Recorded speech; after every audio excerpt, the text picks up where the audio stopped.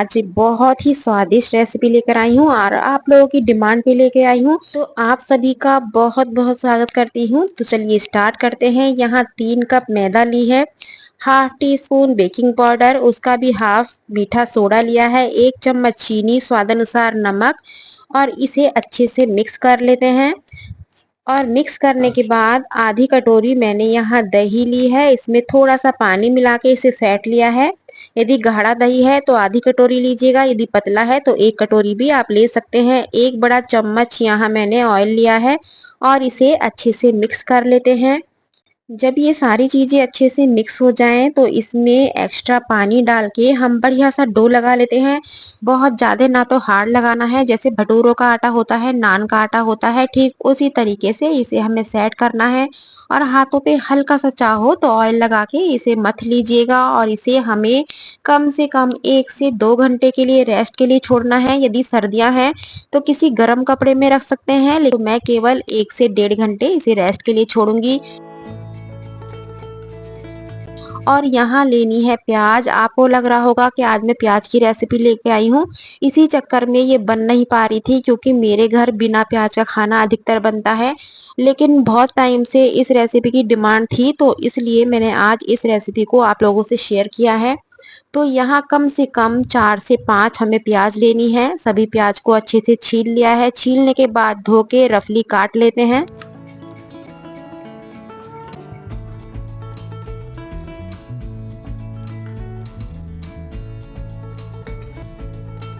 तो यहाँ प्याज कट चुकी है। यहाँ लेना है थोड़ा सा काजू। तो आप काजू कोई भी ले सकते हैं, जो टुकड़ा होता है उसको भी यूज कर सकते हैं, साबुत भी यूज कर सकते हैं, जैसा भी आपके पास है वो आप ले सकते हैं। फिलहाल यहाँ आधी कटोरी मैंने काजू लिया है। बहुत ज्यादा यूज नहीं करना है, केवल आधी कटोरी है नॉर्मल।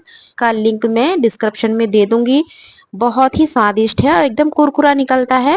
इसकी आप नमकीन बनाइए तो भी बहुत अच्छी बनेगी। तो यहाँ लेना है देसी घी। जब घी अच्छे से गर्म हो जाए तो हल्के से खड़े मसाले लिए हैं, 2-4 काली मिर्चें, 2-4 लौंग, थोड़ा सा दालचीनी का टुकड़ा लिया है।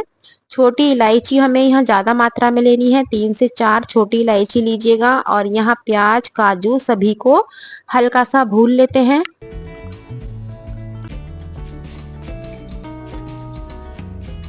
जब प्याज का थोड़ा कच्चापन दूर हो जाए तो यहाँ लिया है गरम मसाला। इसमें हल्दी मिर्च वगैरह हमें कुछ भी यूज नहीं करना है, केवल गरम मसाला लिया है। और इसे हल्का सा और भूनेंगे और भूनने के बाद इसे साइड में ठंडा होने के लिए रख देते हैं। यहाँ 250 ग्राम पनीर लिया है। पनीर को कद्दूकस कर लेते हैं। पूरा मेजरमेंट बिल्कुल परफेक्ट बताऊंगी, कितना सामान किस हिसाब से डाला जाएगा। तो यहाँ 250 ग्राम पनीर को ग्रेट कर लिया है।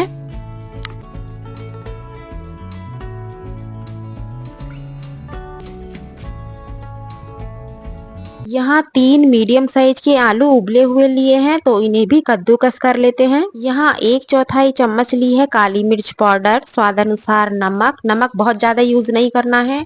और 3 से 4 चम्मच मैंने यहाँ मैदा लिया है। मैदा का ज्यादा यूज नहीं करना है। 250 ग्राम यहाँ पनीर लिया है, तो केवल 4 से 5 चम्मच यहाँ मैदा लेनी है।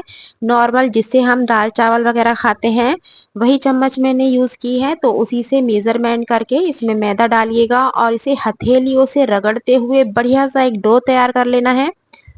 ये देखिएगा किस तरीके से मैंने मिक्स किया है। हाथों पे हल्का सा ऑयल लगा लेते हैं या देसी घी, जो भी आपको पसंद हो। और इसके इस तरीके से पेड़े बनाइएगा। इसमें आप चाहो तो स्टफिंग भी कर सकते हैं, दोनों तरीके से इन्हें बनाया जा सकता है। इसमें एक किशमिश, एक काजू आप भर सकते हैं और इसे बिना भरे हुए भी बना सकते हैं। साइज थोड़ा मैं बड़ा लूंगी क्योंकि बहुत छोटे साइज के ये उतने बढ़िया से नहीं बन पाते हैं। तो जैसे कोफ्ते का साइज होता है उस हिसाब से मैं रखूंगी। तो आप चाहो तो इसकी स्टफिंग भी कर सकते हैं। दोनों तरीके से मैं आपको बता रही हूँ। मुझे जो पसंद है वो स्टफिंग वाला पसंद है। जो मेरे घर में बच्चे पसंद करते हैं वो बिना स्टफिंग के पसंद करते हैं। तो जो भी आपकी फैमिली में पसंद आए, या आधे आप भरे हुए बना लीजिएगा, आधे बिना भरे हुए बना लीजिएगा। तो आपको थोड़ा स्वाद का पता चल जाएगा कि कौन से ज्यादा स्वादिष्ट बनते हैं। तो ये मैंने सारे भर के बना लिए हैं। तो आप साइज देख सकते हैं बिल्कुल परफेक्ट बना है। और 250 ग्राम में कितने कोफ्ते बने हैं ये भी आपको आइडिया हो गया होगा। तो यहाँ घी गर्म होने के लिए रख देते हैं।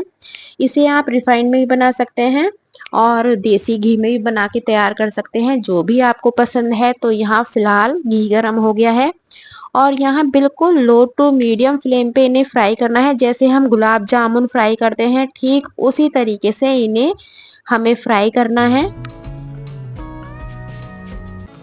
यहाँ प्याज भी ठंडी हो चुकी है। दालचीनी का जो टुकड़ा है उसे मैं अलग निकाल देती हूँ, क्योंकि इसका फ्लेवर बहुत ज़्यादा अच्छा नहीं लगता है। यदि पूरा पीसूंगी तो बिल्कुल स्वाद अच्छा नहीं बैठेगा। तो इसलिए ध्यान से दालचीनी का टुकड़ा आप निकाल दीजिएगा और हल्के हाथ से कोफ्तों को हिलाते रहिएगा और इन्हें फ्राई करते रहिएगा। तो सारी प्याज हमें पीसनी है, तो इसके लिए मिक्सी जार में इसे ट्रांसफर करेंगे और यहाँ लेना है पानी। तो पानी मिला के इसे बिल्कुल महीन पीस लेते हैं।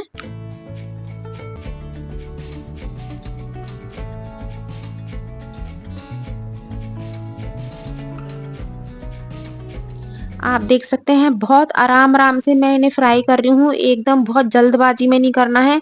जल्दबाजी में करेंगे अंदर से कच्चे रह जाएंगे और ये फटने का डर भी रहेगा। यदि आपको लगे, क्योंकि मैं तो अधिकतर बनाती हूँ तो मुझे पता है कितनी मैदा डलेगी, कितना किस हिसाब से सामान इसमें डाला जाएगा। यदि आप फर्स्ट टाइम बना रहे हैं तो केवल एक कोफ्ता आप फ्राई कीजिएगा, सबसे पहले सारे मत डालिएगा। यदि आपका कोफ्ता नहीं फटता है तो बिल्कुल आप सारे डाल सकते हैं। यदि आपको लगे कि कोफ्ता फट रहा है तो आप उसमें 1 चम्मच मैदा और मिलाइएगा और उसे दोबारा से रगड़ के पनीर को तब उसके गोले बनाइएगा। तो वैसे जितना मैंने आपको 250 ग्राम में 5 चम्मच मैदा बताई है वो बिल्कुल परफेक्ट बैठेगा, फटेगा नहीं बिल्कुल भी। बस आपको इन्हें लो फ्लेम पे फ्राई करना होगा। तो यहाँ बिल्कुल बढ़िया से फ्राई हो चुके हैं, इन्हें निकाल लेते हैं। और यहाँ जो हमने प्याज पीसी थी उसे हमें छान के लेना है।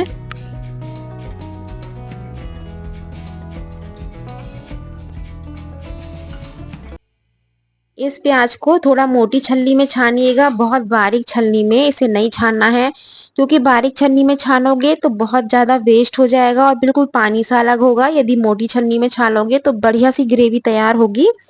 तो ग्रेवी ये देखिएगा कितने फास्ट तरीके से और बहुत स्वादिष्ट आज तैयार होने वाली है। तो इसे सभी को पहले छान लेते हैं। प्याज को छानने के बाद यदि थोड़ा सा प्याज जो मोटा मोटा रह जाता है वो निकल जाए तो उसे साइड में कर दीजिएगा। और यहाँ ली है दूध की बिल्कुल ताजा मलाई। तो 2 से 3 बड़े चम्मच मलाई लेनी है और इसे भी छलनी में छान लेते हैं।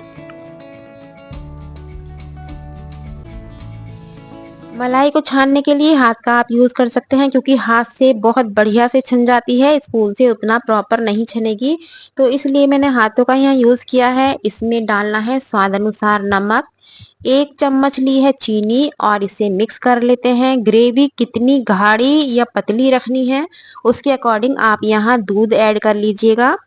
तो यहाँ पहले अच्छे से मिक्स करते हैं और फिर गैस को ऑन करके इसे पकने के लिए छोड़ देते हैं।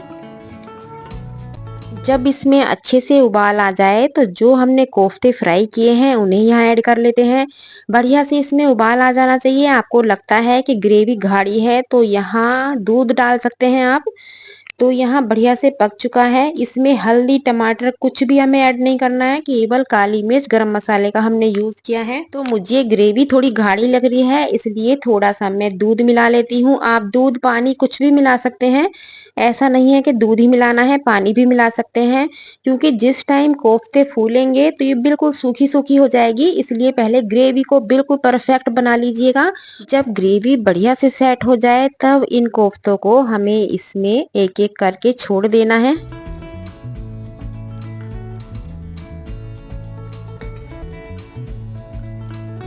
एक कोफ्ता मैं आपको तोड़ के दिखाती हूँ तो थोड़ा आपको आइडिया हो जाएगा कितना एकदम फर्स्ट क्लास जालीदार है। ऐसा नहीं है कि खोखला है या ठोस है, बहुत बढ़िया से ये बन के तैयार होते हैं। आप इन्हें रूखे भी खाएंगे, बहुत स्वादिष्ट ये लगते हैं।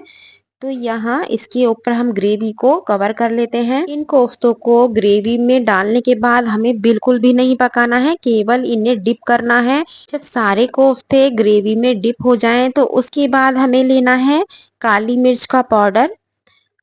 इसमें हरी मिर्चें वगैरह कुछ भी नहीं डाली जाती हैं। ऊपर से काली मिर्च का पाउडर, थोड़ी सी मैंने क्रीम ली है, आप चाहो तो थोड़ा सा हरा धनिया। तो ये बन के तैयार हो गया आपकी डिमांड पे बिना हल्दी बिना टमाटर बहुत ही स्वादिष्ट मलाई कोफ्ता, जिसे आप बहुत पैसे दे के होटलों में खाने के लिए जाते हैं लेकिन इतना बढ़िया से आपको स्वाद नहीं मिलेगा। तो इसे घर में ही बनाइएगा और सबको खिलाइएगा।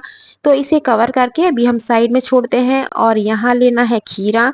खीरे का छिलका यदि सॉफ्ट है तो इसे बिना छिले ही काट लीजिएगा, यदि हार्ड है तो आप इसे छील के काटिएगा। तो मैं यहाँ छोटे पीस में पहले खीरा काट लेती हूँ। यहाँ पानी निकली हुई दही ली है।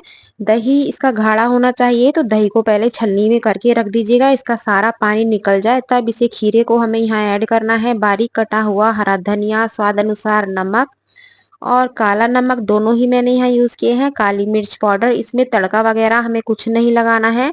तो ये खीरे का बहुत ही स्वादिष्ट आपका रायता तैयार हो चुका है, या खीरे की दही आप कह सकते हैं। तो बहुत ही स्वादिष्ट ही लगता है। अधिकतर मैं इस रेसिपी के साथ इसे ट्राई करती हूँ, आप भी कर सकते हैं। तो इसे भी अभी साइड में रखते हैं। यहाँ मैदा भी बढ़िया से सेट हो चुकी है, इसे 1 से 1.5 घंटा हो चुका है और फूल भी चुकी है। तो इसके पहले बड़े बड़े पेड़े बना लेते हैं। जितना चपाती के लिए हम आटा लेते हैं उससे थोड़ा सा ज्यादा बड़ा पेड़ा बनाना है।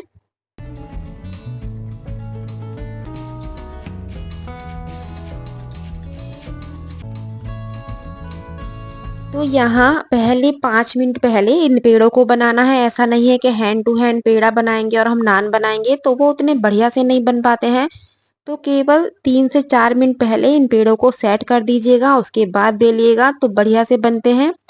तो इसे मैं लोई को इस तरीके से थोड़ा फैला लेती हूँ। आप इस पे हरा धनिया, काला तिल, सफेद तिल, सरसों कुछ भी लगा सकते हैं, जो भी आपके पास है। कलौंजी भी लगा सकते हैं और बिना लगाए भी बना सकते हैं प्लेन। तो पहले मैं गाय का बना लेती हूँ। तो इसे एक तरफ पानी लगाना है और इसे तवे पे चिपका देते हैं।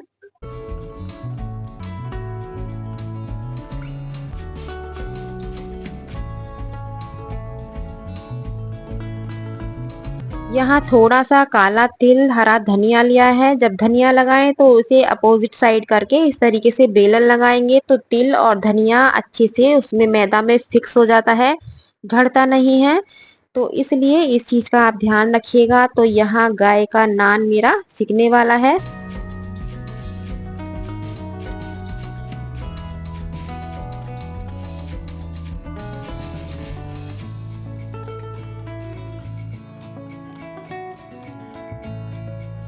आप बना सकते हैं, जैसे मैंने यहाँ लंबाई में बनाया है, गाय का गोल बनाया है। आप चकोर भी बना के तैयार कर सकते हैं। तो गाय के लिए मैंने जो कोफ्ता निकाला है वो दही में डिप किया है, क्योंकि प्याज से बनाया गया है। तो प्याज की सब्जी मैं इसलिए बनाना पसंद नहीं करती हूँ क्योंकि वो गाय वगैरह को नहीं निकाल पाती, लेकिन कभी कभी प्याज का बनाना भी पड़ जाता है।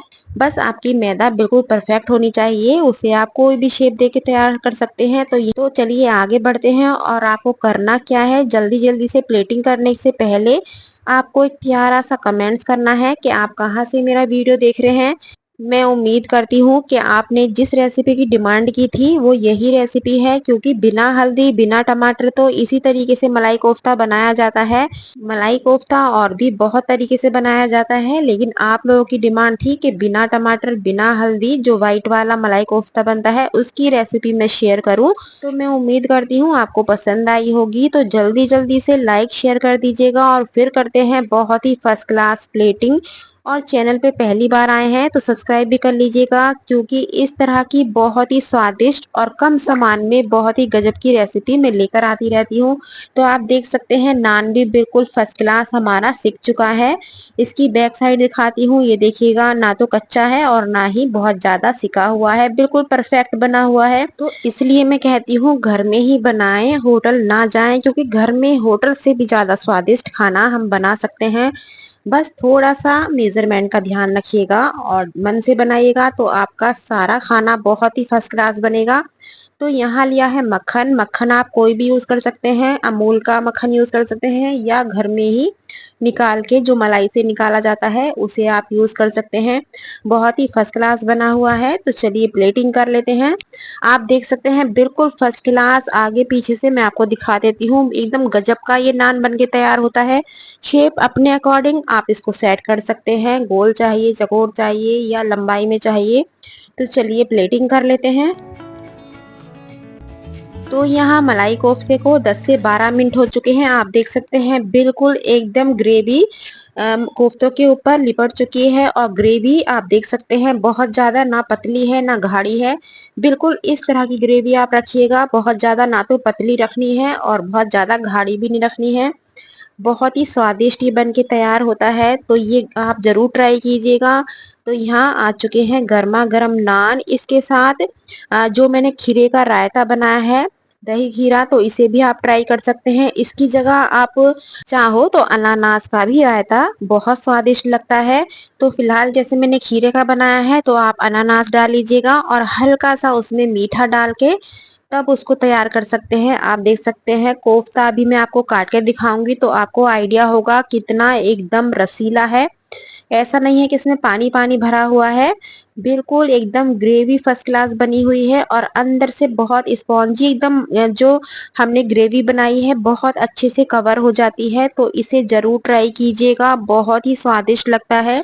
इसमें जितना मैंने पनीर और आलू बताया है और मैदा बताई है, बस उस मेजरमेंट को आप ध्यान रखिएगा। मैं उम्मीद करती हूँ कि आप बहुत ही स्वादिष्ट ये कोफ्ता बना के तैयार करेंगे। तो कल फिर मिलती हूँ एक नई रेसिपी के साथ। Thank you.